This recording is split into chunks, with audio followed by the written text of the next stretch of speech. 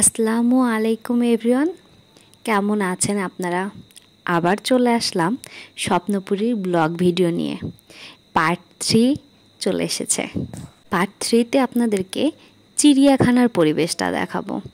আমরা স্বপ্নপুরীতে গিয়ে চিড়িয়াখানায় কি কি দেখতে পেলাম সেইটাই দেখাবো। এই যে দেখতে পাচ্ছেন টিকিট কাউন্টার, এখানে আব্বু দাঁড়িয়ে টিকিট কাটছিল।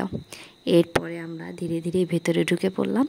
সবার প্রথমেই দেখতে পেলাম ময়ূর, কিন্তু আফসোসের বিষয় কি জানেন, ময়ূরের পেখমগুলো যেন কে যেন তুলে নিয়েছে, এরকম মনে হচ্ছিল যে ময়ূরের কোনো পেখম ছিল না। ময়ূরগুলো দেখতে অনেক সুন্দর ছিল, আর এইগুলো হচ্ছে বিদেশি ঘুঘু। ওনারা বলছিল যে এগুলো নাকি বিদেশি ঘুঘু, আসলে আমি জানি না ওগুলো বিদেশি ঘুঘু নাকি। আর এটা হচ্ছে উট পাখি। উট পাখিগুলো দেখতে পাচ্ছেন কত বড় বড়।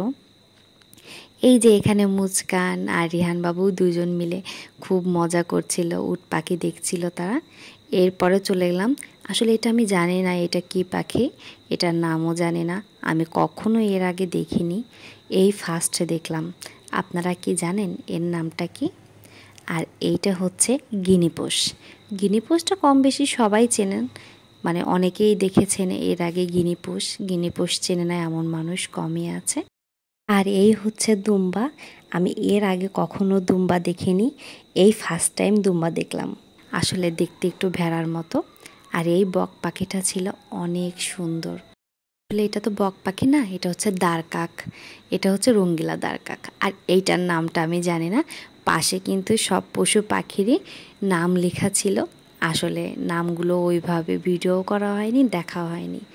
আমার কাছে সব থেকে ইন্টারেস্টিং লেগেছে এই বানরগুলোকে, মানে এত মায়া লাগছিল দেখে। অনেকগুলো বাচ্চা হয়েছিল। এরপরে আরও কিছু ময়ূর দেখব, কিন্তু সবগুলো ময়ূরেরই একই অবস্থা, কোনোটারই পেখম ছিল না। আমি শুনেছি এদের পেখম তুলে নাকি আলাদাভাবে বিক্রি করে, আসলে আমার এটা জানা নেই। এরপরে আমি যেটা দেখতে পেলাম একদম অবাক হয়ে গেলাম। আমি বুঝতেই পারছিলাম না এটা কি। মুখটা দেখতে বানরের মতো, শরীরটা দেখতে হনুমানের মতো। আসলে আমি কখনো এই প্রাণীটাকে এর আগে কখনো দেখিনি, এই ফার্স্ট আমি এই প্রাণীকে দেখলাম।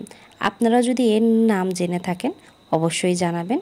আর এরপরে চলে গিয়েছিলাম পাখি দেখতে। অনেকগুলো খাঁচা ছিল, সেগুলোতে অনেকগুলো তোতা পাখি ছিল, দেখতে অনেক ভালো লাগছিল পাখিগুলো। ভিন্ন ধরনের পশু পাখি অনেক কিছুই ছিল এই চিড়িয়াখানাতে। আর এইটা দেখতে পাচ্ছেন উট পাখি। এর তো মনে করেন যে পা একটু ব্যথা হয় না, সারাটা দিন শুধু হাঁটে, একটা সেকেন্ডের জন্যও সে বসে থাকে না, মানে খালি হাঁটে আর হাঁটে। আমি কখনো এটা জানতাম না যে উট পাখি কখনো দাঁড়িয়ে থাকে না, সে সারাক্ষণ শুধু হাঁটে। এটাকে গিয়ে দেখে বুঝতে পারলাম যে আসলে এর কি পা ব্যথা হয় না, এই যে সারা দিন এইভাবে হাঁটাহাঁটি করে। যতক্ষণ ছিলাম ওখানে দাঁড়িয়ে ততক্ষণ শুধু দেখছিলাম ও হাঁটছে। উট পাখি দেখে চলে গেলাম হরিণ দেখার জন্য। হরিণের যে এলাকাটা ছিল ওইটা ছিল অনেক বড়, যেন হরিণ চারিদিক ঘুরে বেড়াতে পারে, সেজন্য অনেক বড় একটা এরিয়া করেছিল। দেখতে অনেক ভালো লাগলো, আর হরিণও ছিল অনেকগুলো। আপনারা যদি কেউ স্বপ্নপুরীতে যান অবশ্যই চিড়িয়াখানাটা দেখবেন, দেখার মতো অনেক কিছু আছে। সবাইকে আমি বলবো যে একবারের জন্য হলেও চিড়িয়াখানাটা দেখবেন। আর এই যে দেখতে পাচ্ছেন মনে হচ্ছে একটা আর্টিফিশিয়াল কুমির, কিন্তু সত্যি কথা বলতে এটা বাস্তব একটা কুমির, বিশাল বড় একটা কুমির। এরপরে আবারও চোখ আটকে গেল একটা সুন্দর পাখির দিকে। মানে আমি জাস্ট পাখিটার প্রেমে পড়ে গেলাম, মানে এতটা সুন্দর। ওর মাথার ঝুঁটিগুলো আমার সব থেকে বেশি পছন্দের ছিল। মনে হচ্ছিল যে কোনো একটা স্বপ্ন দেখছি, এরকম একটা সৌন্দর্য ওর মাথায় ছিল। আপনারা স্বপ্নপুরীতে গেলে এগুলো কখনোই মিস করবেন না, একবারের জন্য হলে চিড়িয়াখানাটা ঘুরে আসবেন।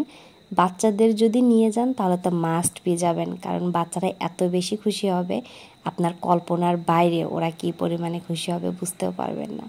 সবাইকে আবারও ধন্যবাদ। আসসালামু আলাইকুম।